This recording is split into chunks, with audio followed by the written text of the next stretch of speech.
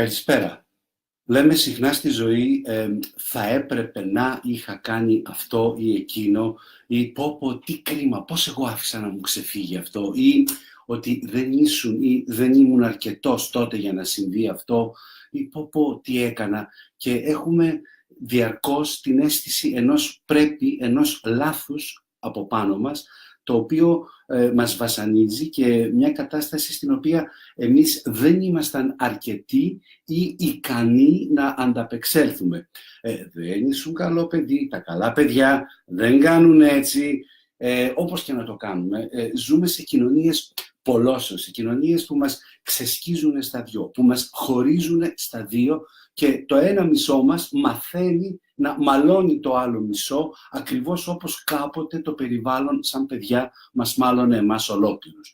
Οι πολλώσεις λοιπόν δημιουργούν ένα αίσθημα λάθους, το οποίο πολύ συχνά, εκτός από λάθη που λέμε έκανα λάθος εγώ στη ζωή μου ή λάθη πολλά ή δεν ξέρω τι, έρχεται και δημιουργεί ένα στίγμα στην ίδια μας την ύπαρξη, και σαν έχουμε λεκέδες από λάθη επάνω μας και να γινόμαστε διάτριτοι σαν τυρί έμενταλ με τρύπες λαθών και σφαλμάτων, ή πρέπει ή θα έπρεπε να ξέραμε και να είχαμε φροντίσει να ενεργήσουμε διαφορετικά κτλ. Σύμφωνα όμως με μια υπαρξιακή προσέγγιση, η έννοια του λάθους δεν υπάρχει, και όσο παράλογο και να ακούγεται, κάνουμε πάντα το καλύτερο που μπορούμε να κάνουμε. Αυτές είναι δύο εκφράσεις από την φιλοσοφική βάση της θεραπείας Gestalt, που βρίσκω αυτές τις δύο ιδέες εξαιρετικές, ευαίσθητες, και με συγκινούν πάρα πολύ, γι' αυτό και τις παρουσιάζω σήμερα. Ας το δούμε λιγάκι διαφορετικά. Καινούργια παπούτσια, κάλος, ή σπάω το πόδι μου και το σέρνω στο γύψο. Μπορώ να προχωρήσω στη ζωή χωρίς τον κάλο στο παπούτσι μου, στο πόδι μου που το χτύπησε το παπούτσι, ή το σπασμένο μου πόδι, ή το χέρι μου, ή δεν ξέρω τι. Το παίρνω μαζί μου όπου και αν πάω. Εγώ με το μυαλό μπορεί να φαντασιώνω ότι θα τρέξω και θα γίνω μαραθωνοδρόμος με τον κάλο στο πόδι μου, αλλά δεν θα μπορέσω, γιατί το πόδι μου το παίρνω μαζί μου, ό,τι και αν σκέφτομαι, ό,τι και αν επιθυμώ. Ας το μεταφέρουμε ψυχολογικά τώρα. Λέμε με το νου μας, εμείς έχουμε μάθει με το νου μας να λέμε, πάντα σε κοινωνίες τεχνοκρατικές, καταναλωτικές και πολιτικές, ότι είμαι αυτό που σκέφτομαι. Είμαι αυτό εδώ, λέμε. Έχω τη συνείδηση, το λογικό μου και προσδιορίζομαι. Είμαι ο Πέτρος. Έλατε όμως που δεν είμαι μόνο αυτό που εγώ βλέπω με το νου μου, αλλά είμαι ένα σωρό άλλα πράγματα πίσω, τα οποία δεν γνωρίζω ότι είμαι, και δεν θα έπρεπε να τα γνωρίζω, για λόγους πάρα πολλούς, για να μπορέσω να επιβιώσω σωστά και λειτουργικά, αλλά το αποτέλεσμα είναι ότι ό,τι είναι πίσω στη σκιά μου είναι μέρος της ύπαρξής μου, δεν είναι κάτι ξεχωριστό από μένα. Επομένως, ξέρουμε σήμερα στη φύση ότι όλα τα συστήματα κουβαλάνε όλα τους τα μέρη μαζί, και από κατάσταση σε κατάσταση, από τη μία κατάσταση στην άλλη, και αναζητούν τις νέες καταστάσεις ισορροπίας, ψάχνοντας να βρούνε θέσεις από στιγμή σε στιγμή που να εξυπηρετούνται ενεργειακά οι ανάγκες όλων των συστατικών του ενός συστήματος.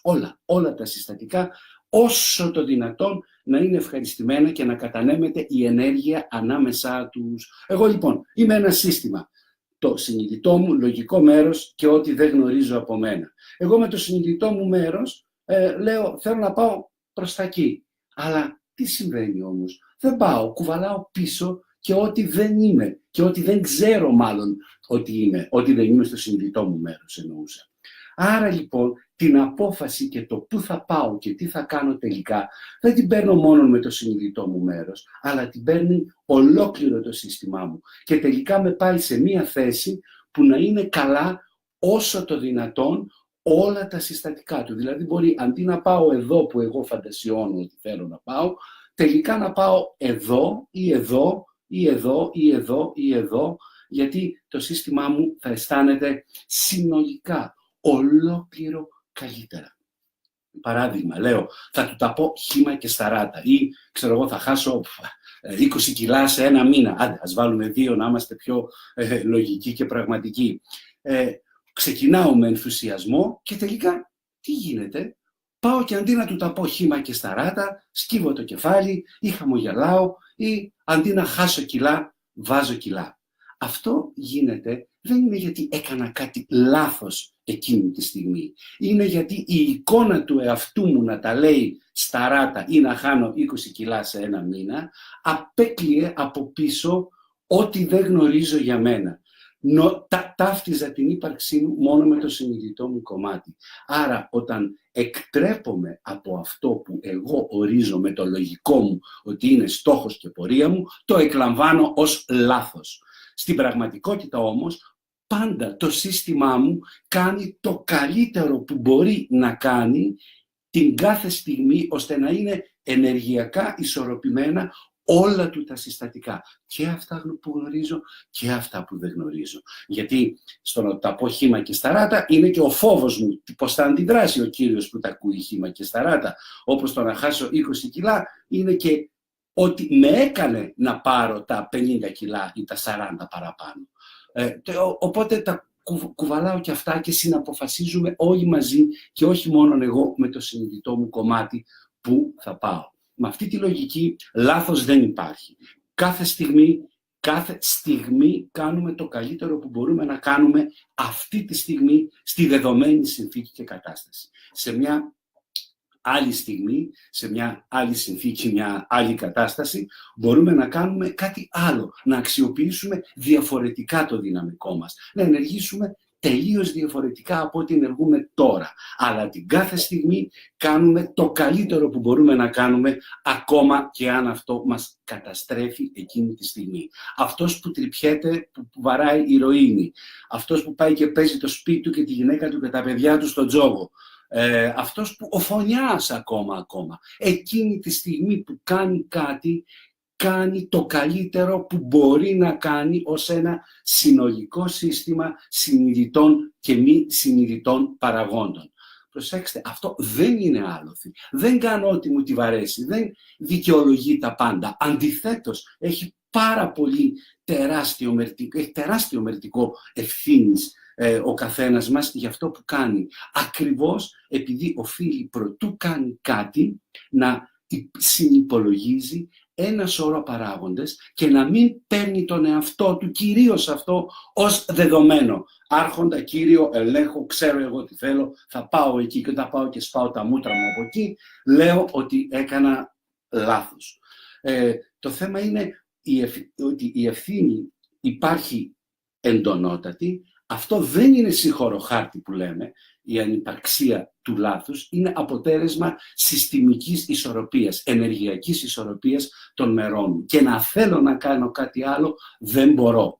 Λάθος ακούγεται σε σχέση με το λογικό μας κομμάτι, με το συνειδητό μας νου, ο οποίος συνυπολογίζει καταστάσεις, βγάζει συμπεράσματα και ίσως στο επίπεδο του νου και της λογικής να φαντάζει κάτι λάθος γιατί υπήρχε μια καλύτερη επιλογή που δεν την είδα. Το θέμα όμως είναι ότι δεν μπορούσα να τη δω. Δεν μπορούσα να τη δω γιατί τα μάτια του συνειδητού μου κομματιού επηρεάζονται από ό,τι κουβαλάω πίσω. Δεν βλέπουν τα πάντα από μόνα τους, αλλά επί το τι βλέπω και το τι συνυπολογίζω και το πώς το ταιριάζω και το τι κάνω τελικά επηρεάζεται και εξαρτάται πάρα πολύ από το τι κουβαλάω πίσω και πώς διαχειρίζομαι εγώ ο ίδιος τη σχέση μου με ό,τι κουβαλάω πίσω. Με αυτή την έννοια και μόνο με αυτή την έννοια και όχι αναρχικά τοποθετούμενος, θα έλεγα ότι όντως δεν υπάρχει λάθος. Είναι λάθος να θεωρούμε ότι υπάρχει λάθος, αν το πάρουμε έτσι,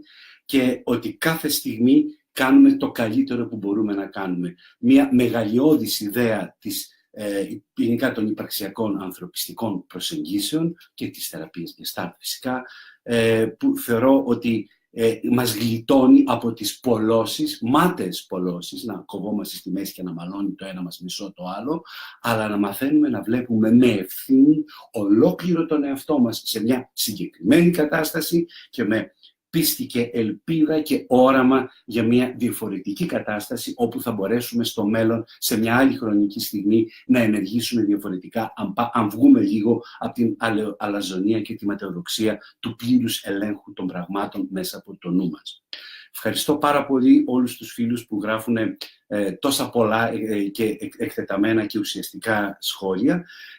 Στο προφίλ μου θα ανακοινώνω την επόμενη ημερομηνία των Αιρετικών, όπως επίσης και το θέμα και ακόμη το που μπορείτε να τα βρείτε αν θέλετε να τα συστήσετε σε κάποιον εκτός Facebook. Λογικά την άλλη Τετάρτη, την ίδια ώρα, θα μιλήσουμε μάλλον για το εσωτερικό παιδί, μια άλλη παρεξηγημένη, πάρα πολύ παρεξηγημένη έννοια, τόσο όσο και η έννοια του λάθους. Γιατί το εσωτερικό μας παιδί τρώει στη μάπα άπειρη βροχή επικρίσεων για τα λάθη που κάνει ή για τη λάθος κατεύθυνση που πήρε στη ζωή του και δεν έγινε αυτό που θα ικανοποιούσε το σωστό των προσδοκιών του περιβάλλοντος.